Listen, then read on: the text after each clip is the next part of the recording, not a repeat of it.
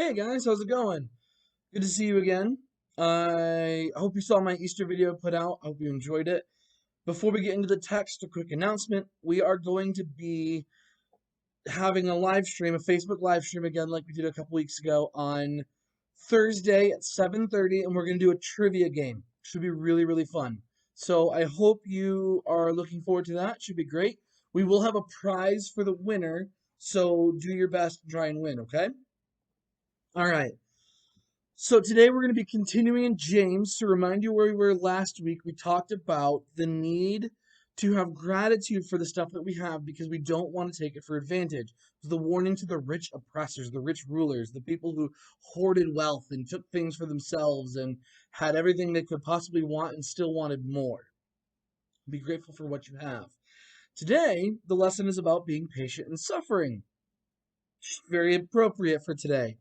So we're going to go ahead and jump into the text and we'll go ahead and get started there. And yeah. All right. So this is James chapter 5, starting in verse 7.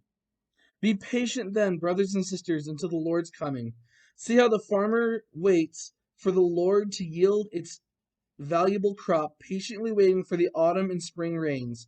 You too be patient and stand firm, because the Lord's coming is near. Don't grumble against one another, brothers and sisters, or you will be judged. The judge is standing at the door.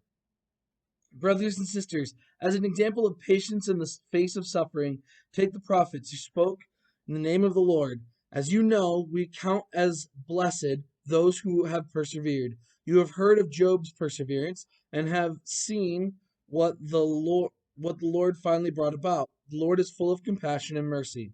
Above all, brothers and sisters, do not swear, not by heaven or by earth or by anything else. All you need to say is a simple yes or no, otherwise you will stand condemned. All right. So today it's about patience and suffering. Is what I'm going to focus on. And I don't have to explain this too much to you. Patience, simply is the fact that we've got to take that deep breath and remember that this isn't as bad as it's going to be and it's going to end, right? We have here in verse 7, be patient until the Lord's coming.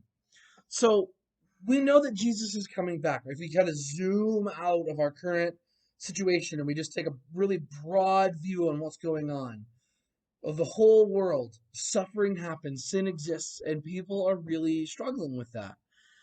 And James says, be patient until the Lord's coming. So until he comes again, until Jesus comes back. In James's time, James is writing to a church of people who are being persecuted. Now, these are Christians who stood up for their faith, and by doing so, they were killed. They were killed on a regular basis, in fact. And it's awful. But James's message is not run. Don't change what you believe because it's challenging. You might die for it. Instead, it's be patient until the Lord comes, right? And then he uses the analogy of a farmer. A lot of you guys are very familiar with farming, but you plant in the spring, it grows in the fall. You need those spring rains to come, but not so soon, so you can at least get the crops in the ground first.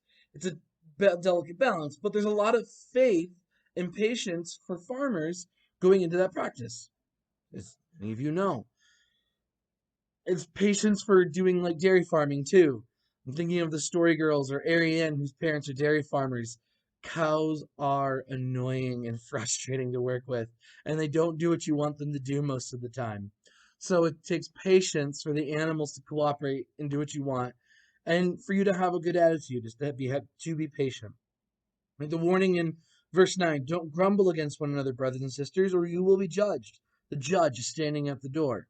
So again, Jesus is going to come back. In the perspective of the Bible, that means very, very soon, right? Now, it's obviously been about 2,000 years since this was written, and he's not back yet. But still, in like the grand scheme of time, very, very soon. Okay? Very soon. So my challenge and my encouragement, I want to keep this one shorter today because you're getting so many videos from me. We're doing a live stream Thursday, which I believe this video will be going up on tomorrow and Wednesday. So tomorrow, there will be the live stream at 7:30. But patience is really important right now. As you're stuck at home with your family, you are wanting to go crazy, you want to just kind of lose your mind, pull your hair out. It's so important to be patient. Take that deep breath and remember that this is not going to be forever. We'll be able to go see our friends again soon. We'll be able to get outside and go play sports, and we'll be able to pick up where we left off so many things. For a lot of you guys, school's done, and that's okay. And for some of you might be celebrating it. Some of it's like, man, you know what? I didn't like school, but seeing my friends was great. So we have to be patient in these challenging times for God to move in the way that He's going to move, and be patient for Him to move when He's going to move. Right? And so those who persevered in suffering, Job, the James specifically references to kind of finish this up, suffered the most. If you remember Job's story, if not, let me tell you it real quick. Job was a super, super wealthy guy, had a ton of money, but loved God like crazy, crazy loved God. So much so that whenever his kids had a party, he would make sacrifices on their behalf because, well, what if they got drunk and they like said God sucks and was like, oh, God's the worst. I don't want to see him anymore. Well, he would make sacrifices for his kids just in case to make sure their sins are covered. He loved God and wanted to honor God and care for God and not care for God, but wanted to honor God and do what is right. And Satan came and stripped all of it away. His kids all died. His servants were all killed. His livestock were stolen. His houses burned to the ground. And then he himself gets massive, nasty boils all over his body. And his wife is just like, why don't you just curse God and die? Just die. So Job's friends show up to comfort him. They sit there in silence for like a week. They just hang out with him, doing the right thing. And then they open their mouth. And that is when the whole thing falls apart for Job's friends, where they begin to accuse Job of sinning. Because in their mind, God doesn't punish people unless they've sinned. Job says, but I haven't sinned. Maybe God's not just. I don't know. The rain falls on the wicked and the good. It falls on the people who do terrible things and the people who don't. And the idea of rain falling on both is the idea that God's providing the thing that we need, the crops to grow. So how they ate, right? Farming was hugely important back then. If the rain doesn't fall, then I can't live. There's nothing for me to live. And the rain falls on the righteous and the wicked. It falls on everybody. Everyone gets God's blessing in that regard.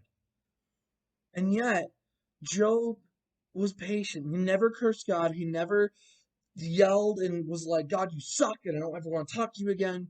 He said, no, I don't understand what's going on. I'm frustrated. I wish God would just tell me what's happening. Well, God does. God shows up and says, all right, Job, I'll tell you what happened.